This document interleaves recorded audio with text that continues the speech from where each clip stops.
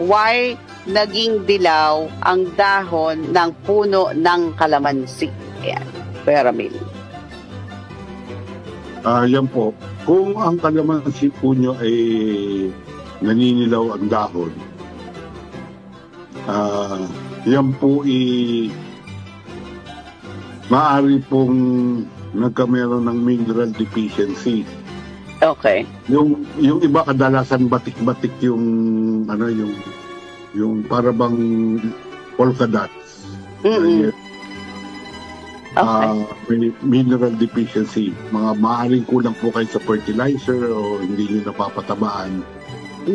Pero kung buong dahon po ang naninilaw, meron po yung panahon na ganon. Pag nag-ano na po yon, yung transition ng panahon ba, yung nagbabago ng panahon na from tagulan summer to okay. tagulan, maninilaw yan kasi magbabago po ng dahon. Normal lang po yon. Okay. Yung parang nalalaglag sila, no? Kapag inalog mo na gano'n, nalalaglag lahat. Kasi ano yan eh. Kumbaga yung sa ibang bansa, autumn na alagas talaga. Yan po, normal lang po yan. Pero kung spotted po yan, mineral deficiency po yan. Okay. Kulang sa fertilizer. No? And yung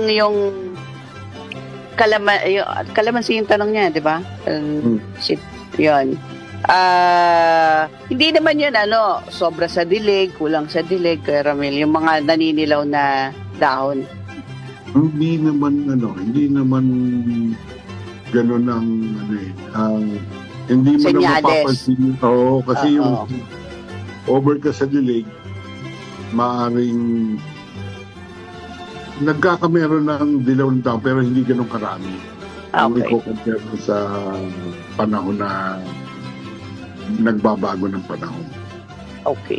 So, ayan. Marami pong salamat sa text po ninyo.